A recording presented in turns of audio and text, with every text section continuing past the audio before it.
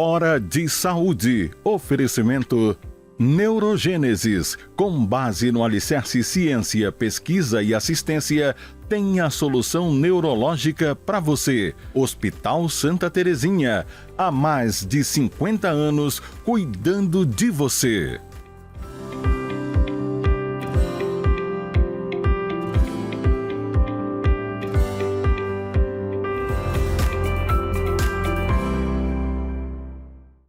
Caros amigos, mais uma vez no nosso programa dominical de saúde, Hora de Saúde, que é transmitido para todo o estado do Pará pela TV RBA, aqui em Belém, canal 13, todo mundo sabe, e neste exato momento pelo link rbatv.dol.com.br ou simplesmente dol.com.br, dol, D-O-L de diário online, dol.com.br ao vivo. Esse nosso programa tem o apoio do Hospital Santa Terezinha, que deu uma repaginada e com várias unidades em Belém, o Hospital Geral trata de tudo, e pela Neurogênesis, que trata tudo de doença neurológica, tanto neurocirurgia, neuroclínica, neuropediatria, neurointervenção, que é tratar as doenças do cérebro por cateterismo, por dentro, por catéter, por dentro, sem ter que abrir. E a Neurogênesis é capitaneada pelos irmãos Érico Pascoal e Fernando Pascoal, meus amigos.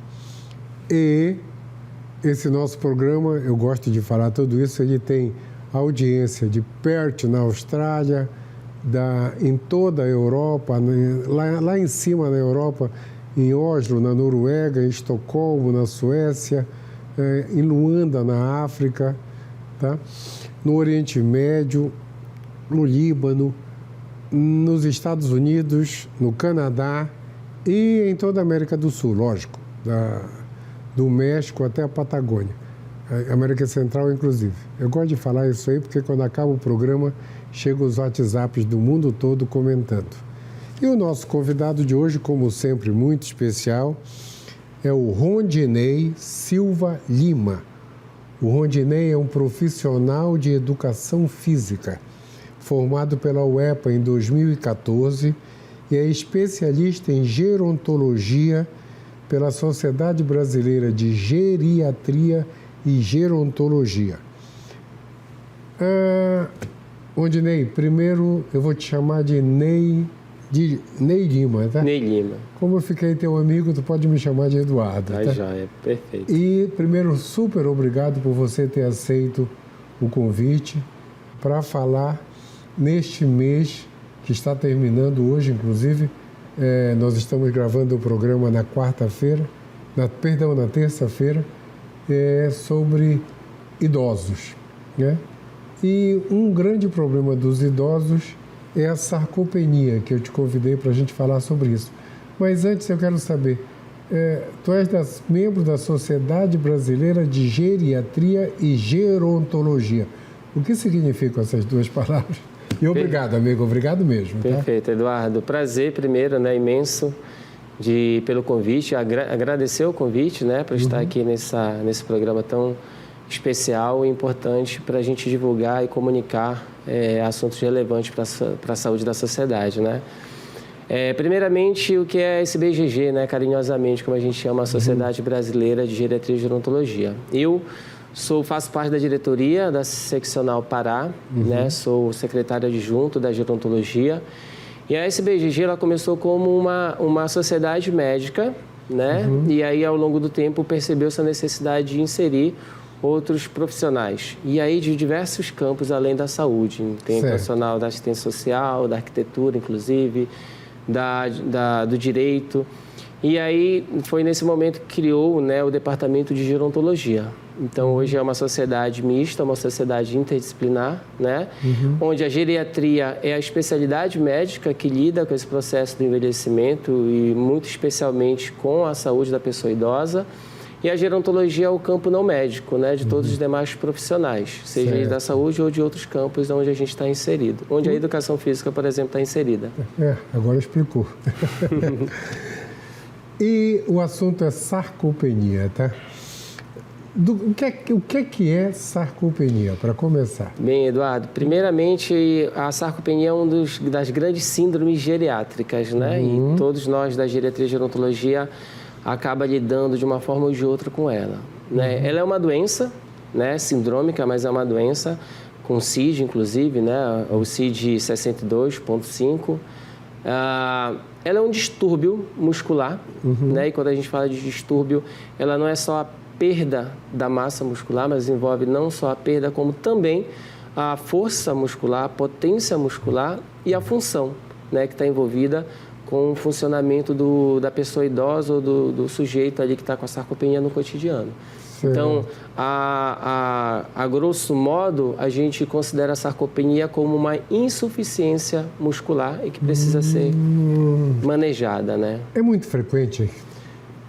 Na pessoa idosa, mais. E aí, isso vai variar de população para população. Na população geral, que a gente chama, né, das pessoas idosas da comunidade, a prevalência delas gira em torno de 10% a 15%.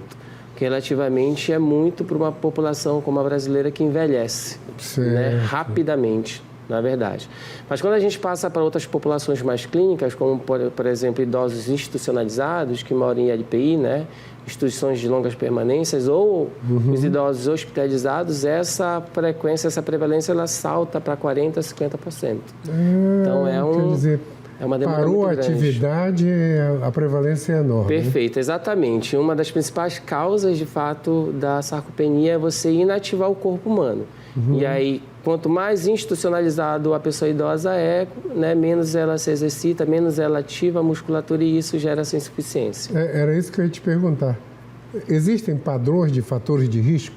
Existe. Classicamente, né, a gente chama de sarcopenia ali, né, primária, quando ela está associada ao próprio processo de envelhecimento.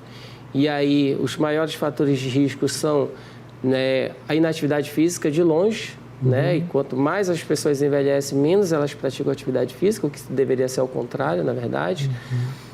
Tem um aspecto extremamente relevante na prevalência da sarcopenia, que é a baixa ingesta de proteína. Né? As pessoas consomem muito pouca proteína, Eduardo. Então, assim, a maioria da proteína está no almoço. Certo. E para a pessoa idosa, geralmente ela envolve ali, né, um mingau na parte da noite, o café da manhã geralmente é um pão. Então, assim, a pessoa ela passa mais de quase 24 horas sem ingerir proteína ao longo do dia. Então, isso também repercute de forma negativa na massa muscular, né, que é uma das características. Esse seu comentário é muito importante. Muito importante. Eu sempre, quando eu dava plantão, a coisa uma coisa muito comum era idoso desidratado, ele não bebeu água, ele não pediu, ninguém deu.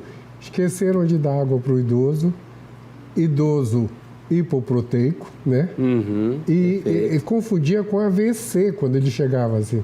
Teve um derrame quando você ia, não, ele estava, e hiponatremia também, o pessoal não dá sal para o idoso, e o idoso o sal fica lá em 120, o normal é 140. Proíbe-se sal, né? Proíbe-se sal o idoso, ele chega sem sal, sem água, né? E sem proteína. E a desculpa da família, ele não pediu, mas como que ele vai pedir isso? E, Eduardo, isso é extremamente relevante, porque com o processo de envelhecimento, por exemplo, a sede ela vai diminuindo. Se pedir algo, ele vai diminuir. Isso não significa que não seja necessário, né? Pois é, ele não pede, tem menos sede e o pessoal não dá. Exatamente. Por que ele não pediu? Né? E isso é uma coisa que a gente precisa colocar na sociedade. O idoso tem que tomar bastante água, tem que se alimentar de proteína. Pessoal, a linguagem agora é bonita de proteína. Proteína, pessoal, é carne, frango, peixe, são as proteínas. Isso a gente precisa ingerir, tá? Que vão desmontar no nosso corpo e fazer parte da nossa musculatura.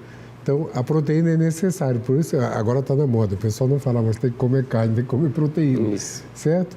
Carne, frango e peixe são as nossas proteínas básicas, tá? Tem uma série de outras coisas que tem, mas o importante é isso. Tem que ingerir na refeição. E líquido, pessoal, líquido. O rim da gente, ele perde um litro, ele forma 1,5 litro de urina por dia. A gente perde um copo grande de água falando, sai água. A gente perde água nas fezes e a gente perde água no suor. Então a gente perde por dia uns 2,5 litros. No mínimo a gente tem que repor tudo isso, tá? Dependendo do estado de saúde, até 2,5 a 3 litros. É isso? Exatamente, exatamente. E nessa condição, inclusive, de perda de massa muscular, né, que a gente sabe que a proteína, a célula, na verdade, a sua maioria é composta de água, a gente precisa hidratar mais ainda, inclusive. Então, voltando, o nosso idoso tem que repor líquido, tem que comer proteína e tem que comer sal dentro da normalidade. Dentro da normalidade e praticar atividade física, sem dúvida nenhuma. Praticar atividade física. Que riscos tem ter sarcopenia? Bem, essa é a pergunta mais importante do programa. A sarcopenia em si, ela já gera vários problemas, né? Pela insuficiência muscular, aumenta-se o risco de queda, por exemplo. Então, você tem menos potência muscular, ou seja, você tem menos velocidade para fazer o movimento, você reduz os movimentos, ou seja, você já não levanta tanto a perna ou o pé, no caso, né? De maneira tão satisfatória, isso pode gerar tropeços e quedas de maneira direta. Só que a sarcopenia também ela é porta de entrada para outras condições. Então, pelo fato, por exemplo, do músculo estar extremamente ligado ao cérebro para poder funcionar, né, a insuficiência muscular ela pode gerar também uma insuficiência cognitiva. E aí começam os declínios cognitivos e aí os inícios, né, o que a gente começa a considerar o início das... capacidade de comunicação. De comunicação. Tem um problema extremamente relevante que na medida que a gente perde massa muscular e força muscular, a gente também começa a ter dificuldade de engolir. E aí entra aí a disfagia sarcopênica. Por isso que a sarcopenia ela é tão abordada na equipe geriátrico-gerontológica, porque ela é uma necessidade, ela é uma demanda de diversos profissionais ali quando a gente tem que tratar dela, né?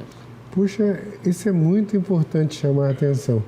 Além do idoso ficar meio isolado em família, né, quando ele não está isolado em aquilo que tu falaste numa casa né? O fato de não beber água, não comer proteína, não comer sal direito, porque tira o sal total, às vezes, do idoso. Tá? Sal é necessário, pessoal. Quem tem pressão alta não pode comer muito, mas tem que comer, tá? Certo? Não precisa tirar o sal de todo mundo. E a gente está repetindo isso porque isso tem que ser, ficar na memória, tá? Líquido para o idoso, proteína para o idoso, sal para o idoso, fazer o idoso, no mínimo, caminhar, né? É isso, de novo. E isso, Eduardo, você falou uma coisa extremamente relevante, o isolamento social.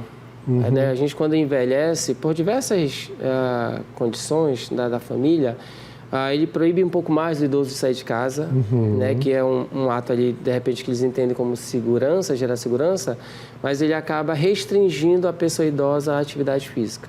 Certo. E aí tu gera um ciclo vicioso. Se tu não usa o músculo ele vai, né, se desfazer, vamos dizer assim. Então, por isso que é extremamente relevante a gente prestar atenção nesses idosos isolados dentro de casa também. E às vezes ele não precisa estar dentro de uma LPI. Né? A gente, no cotidiano, a gente acaba isolando. LPI ILPI. ILPI. É a Instituição de Longa Permanência da Pessoa Idosa. Da pessoa idosa. Então, é preciso tomar muito cuidado, né? Muito cuidado. Puxa, tu vais voltar aqui outras vezes para a gente conversar sobre isso. Pessoal, o nosso primeiro tempo acabou e a gente já volta com essas informações mega importantes. Só um instantinho, tá?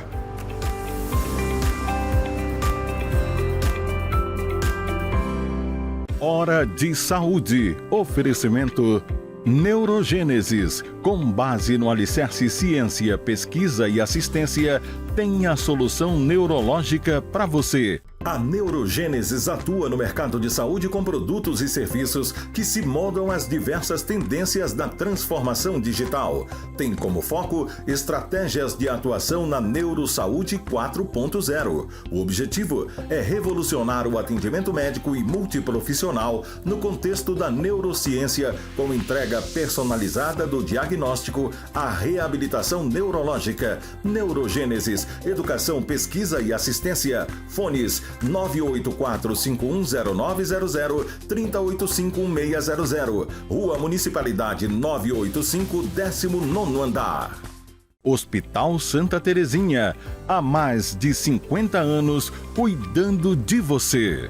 Hora de Saúde. Oferecimento Neurogênesis, com base no alicerce ciência, pesquisa e assistência, tem a solução neurológica para você. Hospital Santa Terezinha, há mais de 50 anos cuidando de você.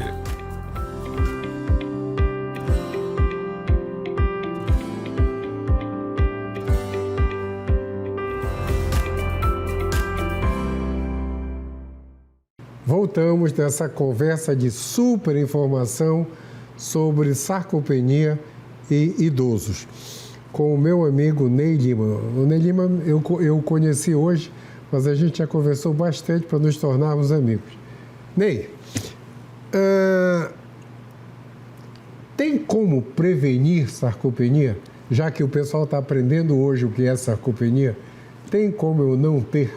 Sim, Eduardo, tem, né?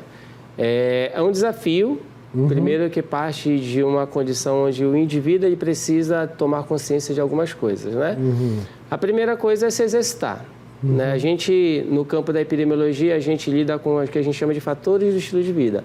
Atividade física, uma boa nutrição, uma boa noite de sono, né? Evitar tabaco, né? E se ingerir bebida alcoólica, ingerir de forma moderada.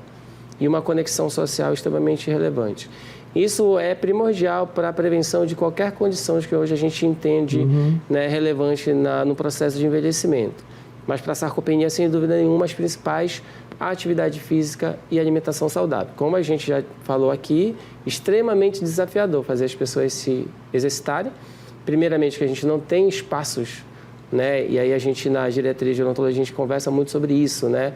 Que são as cidades amigas dos idosos. Será que as cidades elas estão preparada para as pessoas envelhecerem de forma saudável? Essa é uma pergunta importantíssima. Extremamente relevante, porque colocar só para o indivíduo a responsabilidade de cuidar da saúde dele não tem dado certo, né? E tanto é que a OMS ela considera envelhecimento saudável você ter as capacidades intrínsecas, que são nossas capacidades físicas e mentais, preservadas com o ambiente nos auxiliando, porque quando a gente não tiver a capacidade física, por exemplo, uma pessoa que é cadeirante, ela pode ter muito bem uma saúde boa se aquela sociedade, o conjunto de elementos arquitetônicos e ambientais favorecerem ela ter boa mobilidade, acessar espaços de saúde, de lazer.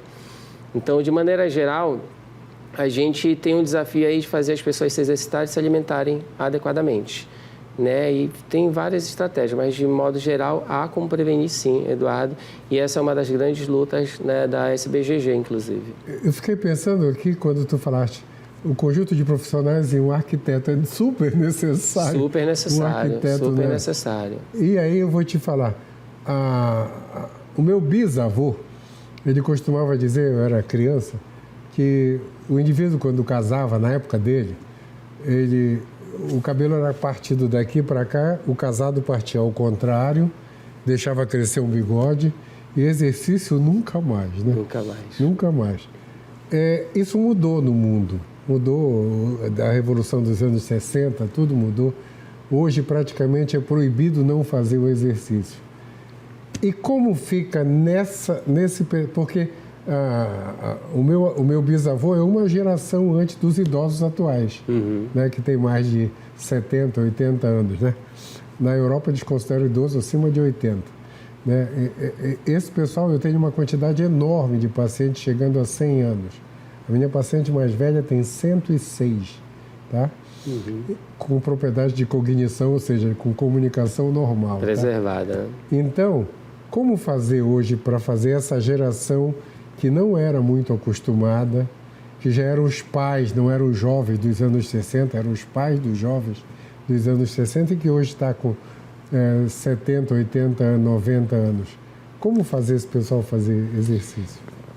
Primeiramente, Eduardo, assim, a gente, na prática clínica, a gente lida muito com o que é importante para a pessoa, né? Qual a experiência que ela tem de atividade física? Então, geralmente, ali é um esporte, né, que a pessoa deixou de realizar depois que sai da escola ou da universidade. Então, a primeira coisa é a gente identificar o que a pessoa gosta de fazer, porque ninguém gosta de fazer o que não... Ninguém faz o que não gosta, na verdade, né? Então, a primeira coisa é descobrir isso. Então, existem várias possibilidades, inclusive uma própria dança, por exemplo, que você, né, realiza ao longo da semana, 2 ou 3 vezes, você tem ali um gasto energético e uma atividade muscular suficiente para fazer a prevenção. Puxa. Isso é diferente de fazer o tratamento, na realidade. Mas para fazer a prevenção, a gente precisa deixar o corpo em movimento. Né? Certo. Mas, sem dúvida nenhuma, a gente tem que conversar sobre políticas públicas. Então, como as políticas públicas estão favorecendo as pessoas se exercitarem, né?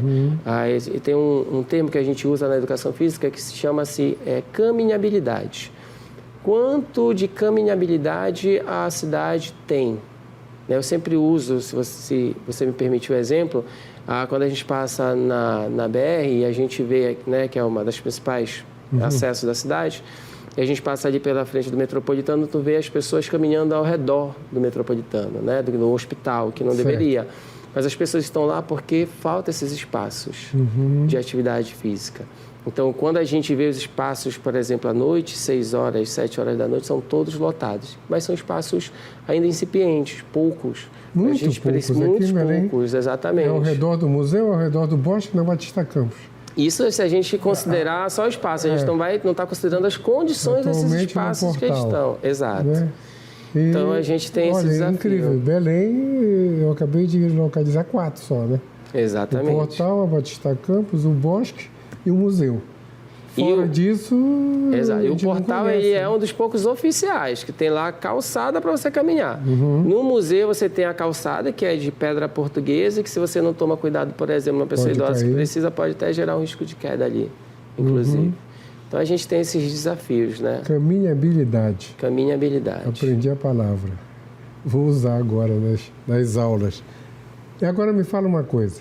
Já que sarcopenia é uma doença, como a gente trata, hein? Essa é uma das... Além da prevenção, sim, né? Sim. Além da prevenção. Que a gente fala de prevenção primária, né? Aquela que evita a doença, mas também tem a prevenção secundária. Mas em termos de tratamento, hoje, sem dúvida nenhuma, e isso diversos estudos, inclusive a OMS publica muito, o melhor cuidado é o cuidado integral. Integrado e integral, né? Integral no sentido de olhar para a pessoa como um todo, né?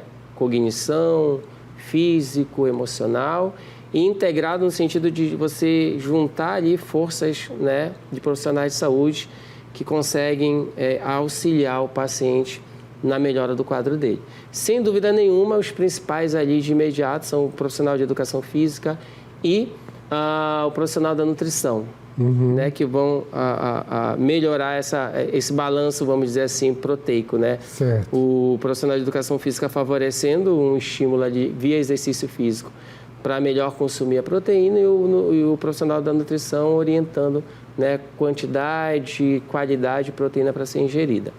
Certo. No caso de agravamento, porque a gente tem a sarcopenia, que o que a gente considera sarcopenia? A perda de força, perda de massa muscular, você tem a sarcopenia. Se a perda de força e a perda de massa muscular vierem acompanhadas de perda de função física, ou seja, menor velocidade de caminhada de marcha, por exemplo, você considera a sarcopenia grave. Então, a sarcopenia, ela sendo grave, ela pode, né, gerar ali condições que a pessoa pode acamar, que a pessoa pode gerar um processo inflamatório, exacerbar outras condições articulares, por exemplo, e aí vai envolvendo outros profissionais. Fisioterapeuta, se você tem uma disfagia sarcopênica, você envolve, né, o fonoaudiólogo. Se você tem um problema dentário, que é muito comum nas pessoas idosas e que implica na baixa ingesta de proteína, você também já tem o profissional da odontologia. Então, veja que vai depender muito do quadro, né, dessa pessoa e da gravidade da sarcopenia para a gente lançar mão de alguns profissionais. O importante é, de fato, a gente ter essa equipe multi, que é um desafio também. Principalmente na saúde pública, a gente tem uma equipe multi e interdisciplinar para tratar a sarcopenia.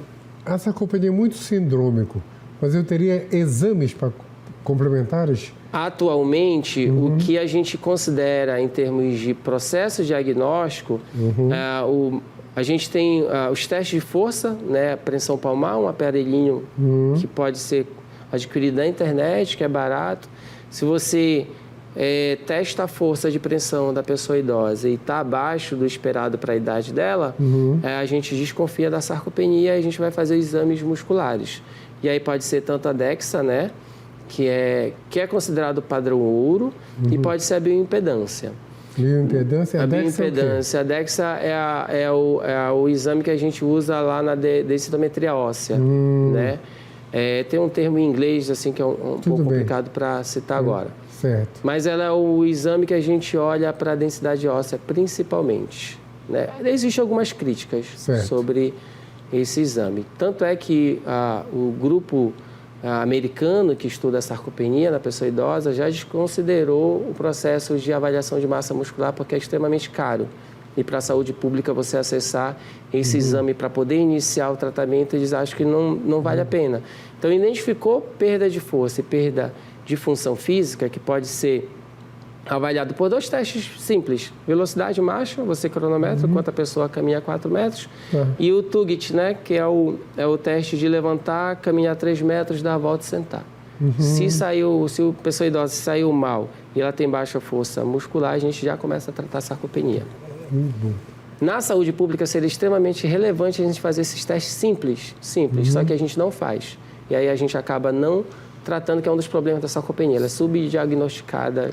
O tratamento básico, então, seria a parte de exercício com alimentação. Exatamente. E aí, quando a gente fala de exercício, a gente fala, aí a gente entra um pouco no campo da educação física, a gente fala de atividade física estruturada, que é eu gerar ali os exercícios propriamente dito, né? Qual o movimento que você vai fazer, quantas vezes você vai fazer, por quanto tempo, com que carga, né? Isso a gente chama de sistematizar. Isso, de fato, é um treino e quem hoje tem prerrogativa legal para prescrição é o profissional de educação física.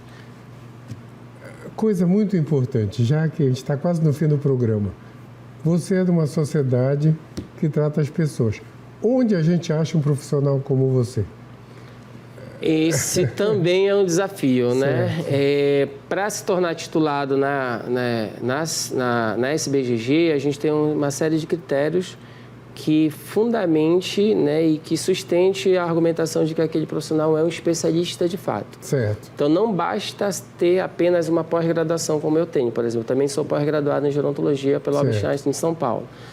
Mas, para além disso, a gente tem que ter produção de conhecimento, a gente tem que ter experiência prática para poder se tornar. Isso não impede, lógico, de os profissionais buscarem conhecimento sobre o assunto. Certo. Então, as pós-graduações de gerontologia já ajudam bastante, né? Mas ainda, esse é um problema, Eduardo, que a gente tem. Ainda são poucos os profissionais especialistas, de fato, na área. E onde eu te acho? Atualmente, eu sou profissional de educação física, mas também sou desenvolvedor assistencial do grupo Cíntia Charoni, né? E lá eu trabalho com a equipe multi, desenvolvendo os protocolos clínicos para tratar, entre outras síndromes, a própria sarcopenia. Lá no Cíntia Charoni. No Cíntia Charoni, que hoje é o espaço onde os profissionais têm as pós-graduações em gerontologia e que está no processo de conquista da titulação de especialista, porque tu tem que ter, por exemplo, para comprovar 4 anos trabalhando com idoso para ser especialista. Perfeito. Então está no processo. Então tá, o nosso programa acabou, tá? E eu vou te dar um tempinho para dedicar ao programa, tá? Primeiramente, agradecer a oportunidade de estar falando, né, de um assunto tão importante para a nossa sociedade, principalmente uma sociedade que envelhece. Então, agradecer primeiramente, né, a você, Eduardo, ao Grupo RBA, pelo espaço de fala. E agradecer ao meu grupo, né, meus colegas de trabalho do Grupo Cíntia Charoni, que a gente pesquisa, estuda muito para oferecer o melhor, né, levar não só o tratamento, mas a informação como a gente está fazendo aqui, agora, neste momento. Né, agradecer à Sociedade Brasileira de Diretriz de Gerontologia, em especial a Seção Pará, por oportunizar também esse espaço, né, de crescimento, mas principalmente de troca e de ajuda na sociedade. E agradecer a Deus, né, por nos abençoar e poder nos dar força para continuar trabalhando, né, juntando as forças e, sem dúvida nenhuma, esse campo aqui, esse programa é um campo de divulgação que ajuda muito, né? Fazer educação em saúde é extremamente relevante. É isso. Obrigado mesmo. Ele disse tudo, pessoal. Então é isso, o nosso tempo acabou de verdade mesmo. Ele volta, tá? Vamos reprogramá-lo, porque ainda faltou algumas perguntas que eu queria fazer para ele que não deu tempo. Ele volta com certeza. Uma semana iluminada para todos e até semana que vem. Tchau.